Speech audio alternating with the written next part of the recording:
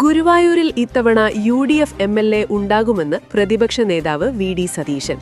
പുതുയുഗ യാത്രയ്ക്ക് ചാവക്കാട് നൽകിയ സ്വീകരണ യോഗത്തിൽ സംസാരിക്കുകയായിരുന്നു അദ്ദേഹം. ചാവക്കാട് കൂട്ടുങ്കൽ ചത്വരത്തിൽ നടന്ന സ്വീകരണ സമ്മേളനം ഇന്ത്യൻ യൂണിയൻ മുസ്ലിം ലീഗ് സംസ്ഥാന പ്രസിഡന്റ് പാണക്കാട് സാദിഖ് അലി തങ്ങൾ ഉദ്ഘാടനം ചെയ്തു. സ്വാഗത സംഘം ചെയർമാൻ CH റഷീദ് അധ്യക്ഷത വഹിച്ചു. PK കുഞ്ഞാലിക്കുട്ടി മുഖ്യപ്രഭാഷണം നടത്തി. Kodikunnil Suresh MP, Benny Behanan MP, KPCC general secretary O Abdul Rahiman കുട്ടി, PM Sadiq Ali, CA Rasheed, PM അമീർ, CA ഗോപപ്രതാപൻ, ജോസ് വള്ളൂർ, ഷിബു മീരാൻ, OJ ജനീഷ്, സ്വാഗത സംഘം ജനറൽ കൺവീനർ KV ഷാനവാസ് എന്നിവർ സംസാരിച്ചു. പാർട്ടി പ്രതിനിധികൾ VD സതീശനെ ഹാരമണിയിച്ചു.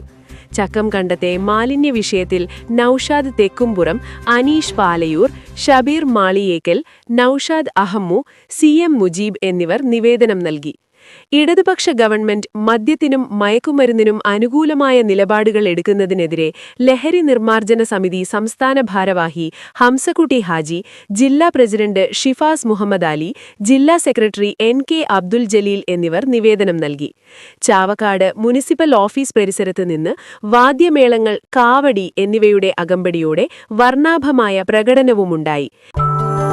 നക്ഷത്രത്തിലക്കവും മഞ്ഞത്തുള്ളിയുടെ മനോഹാരിതയും സ്വപ്നതുല്യം ഈ വെള്ളിയാഭരണങ്ങളിൽ Alukkaran silver jewellery, Chavakkad, Vadanappally, platinum പോലെ സിൽവർ.